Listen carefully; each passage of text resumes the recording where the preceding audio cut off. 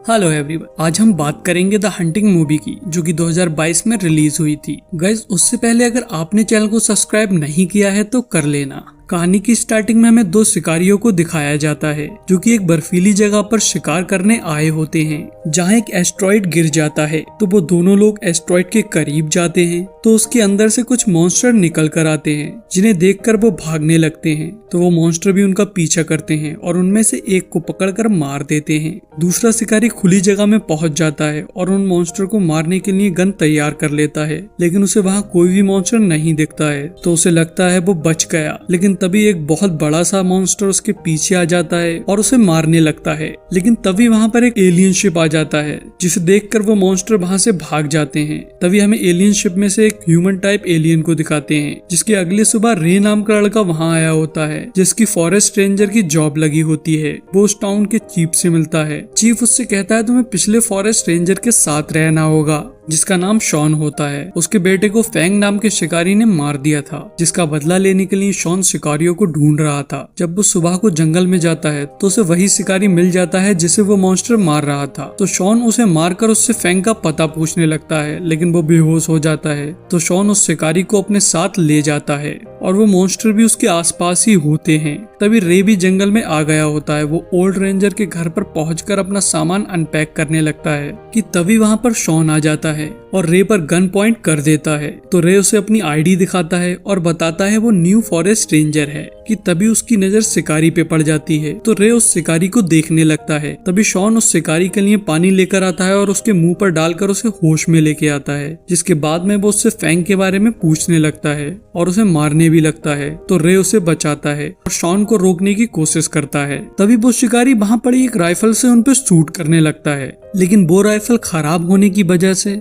Blast हो जाती है, जिससे वो शिकारी वहीं मर जाता है। तभी शॉन उन शिकारियों को ढूंढने जाने लगता है और रे से कहता है ये जगह बहुत खतरनाक है, तुम यहाँ से चले जाओ। तो रे वहां से जाने लगता है तो उसे रास्ते में बहुत बड़ा सा गड्ढा दिखता है, जिसको बनाना इंसान के बस की बात नहीं थी। तो वो उन्हें देखकर डर जाता है और वहीं पर रुक जाता है। और उसी टाइम फैंग एक भालू को शूट कर देता है और वो उसके बच्चों को भी मार देता है, लेकिन उनकी गन शॉट से शॉन को उनकी लोकेशन का पता लग जाता है। तो वो उनके पास आता है और चुपके से उनके कुछ लोगों को मार देता है, जिसके बाद वो फैंग पे निशाना लगाने लगता है। लेकिन फैंग का भाई डॉन शॉन को देख लेता है और मार के बेहोश कर देता है, जिसके बाद वो उसे अपने भाई के पास लेकर आता है। तभी शॉन भी होश में आ जाता है। वो उन लोगों पे हमला करने की कोशिश करता है, लेकिन वो काफी सारे थे, इसलिए वो उल्टा शॉन को बहुत बुरी तरह से पीटते हैं। तभी फैंग उसे मारने ही जा रहा होता है कि वहां पर रे आ जाता है और उन्हें शूट करने की धमकी देता है, लेकिन वो लोग उसकी धमकी से नहीं डरते हैं। डॉन उसके करीब आकर उससे गन छीन लेता है और फिर उसकी भी पिटाई कर देता है।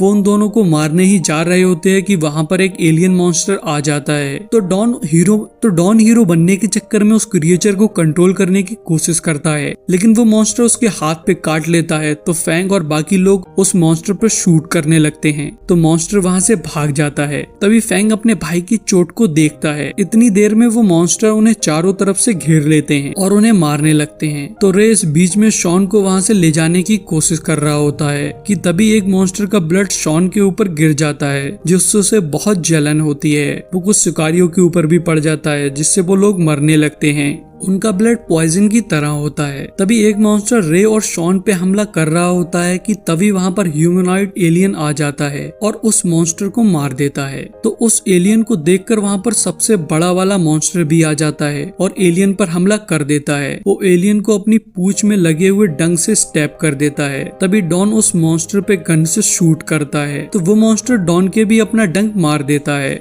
और बाकी शिकारियों को अपनी पूंछ से दूर फेंक देता है। इस बीच में एलियन वहां से भाग जाता है और वो मॉन्स्टर भी ह्यूमन से ज्यादा एलियन को मारने में इंटरेस्टेड होता है, इसलिए वो भी एलियन के पीछे भाग जाता है। इधर फैंग अपने भाई को देखकर चिल्लाने लगता है क्योंकि वो मर चुका था। इस बीच में रे और शॉन भी वहां से निकल गए थे। वो अपने घर पहुंच जाते हैं, जहां शॉन को मॉन्स्टर ब्लड की वजह से बहुत दिक्कत हो रही थी। वो रे से एक गर्म वेपन मंगवाता है और अपने हाथ पे लगे हुए ब्लड को उससे छील देता है। तभी हमें फैंग को दिखाते हैं। उसके काफी सारे लोग इसमें मर चुके थे और कुछ मॉन्स्टर ब्लड के कांटेक्ट में आ गए थे जिनकी हालत बहुत खराब थी। तो फैंग अपने एक शिकारी जिसका नाम टाइगर था उसे डायनामाइट लेने भेजता है जो कि उसके बेस पे रखे हुए थे। जब टाइगर डायनामाइट लेने जा रहा होता है तो उसे मॉन्स्टर कहीं जाते हुए नजर आते हैं, तो वो उनका पीछा करने लगता है। तभी एक फैक्ट्री में कुछ वर्कर काम करते हुए दिखाए जाते हैं जहाँ पर वो मॉन्स्टर आ जाते हैं और उन सारे वर्कर को मार देते हैं और उस फैक्ट्री पर कब्जा कर लेते हैं। और टाइगर भी उनके पीछा करते करते वहाँ आ गया था।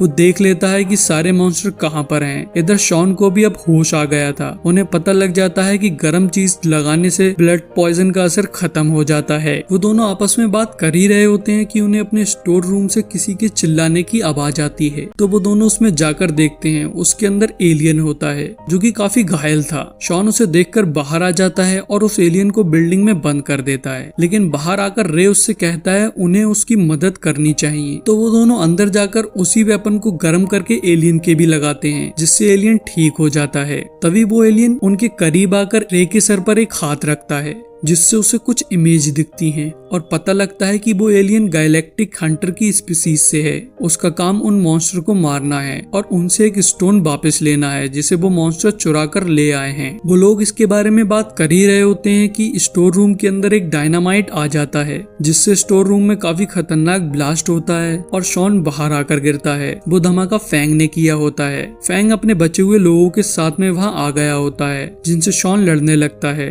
लड़ाई के टाइम पर शॉन घायल भी हो जाता है, लेकिन वो फिर भी फैंग के सारे लोगों को मार देता है। तो फैंग वहाँ से भागने लगता है मगर शॉन उसका पीछा नहीं छोड़ता है। वो उसके पीछे जाता है तो एक जगह जाकर उनकी फिर से लड़ाई होने लगती है और शॉन घायल होने की वजह से कमजोर पड़ जाता है, जिस वजह से फैंग वहाँ से भाग जाता है। लेकिन शॉन की हालत बहुत ज्यादा खराब थी, उसका बहुत सारा खून निकल गया था, इसलिए वो वहीं बेहोश हो जाता है। तभी हमें रे को दिखाते हैं जिसे अब होश आ गया था। वो शॉन के ब्लड को ट्रैक करते हुए शॉन के पास पहुंच जाता है। रे उसकी हालत देखकर उसे अपने कांधे पर बिठाकर सिटी के लिए निकल जाता है और उसी फैक्ट्री के पास पहुंच जाता है जहां मॉन्स्टर थे, क्योंकि उन्हें नहीं मालूम था कि यहाँ मॉन्स्टर हैं। उसी टाइम पे फैंग के पास में टाइगर आ जाता है और उसे मॉन्स्टर की लोकेशन के बारे में बता देता है। तो फैंग अपने भाई का बदला लेने के लिए उन मॉन्स्टर को डायनामाइट से उड़ाने जाने लगता है। इधर रे शॉन को फैक्ट्री की एक बिल्डिंग में ले गया था जहां उसे होश आ जाता है। तो वो वहां से जाने की बजाय अपने बेटे का बदला लेने को कह रहा होता है, लेकिन रे इसके लिए तैयार नहीं होता है और शॉन को किसी तरह मना लेता है। इधर फैंग भी अब फैक्ट्री में आ गया था। वो उनमें से कुछ मॉन्स्टर पर डायनामाइट से हमला कर देता है जिससे मॉन्स्टर उनके पीछे लग जाते हैं। तो फैंग और टाइगर सेकंड फ्लोर पर भाग जाते हैं जहाँ एक मॉन्स्टर टाइगर को पकड़ लेता है।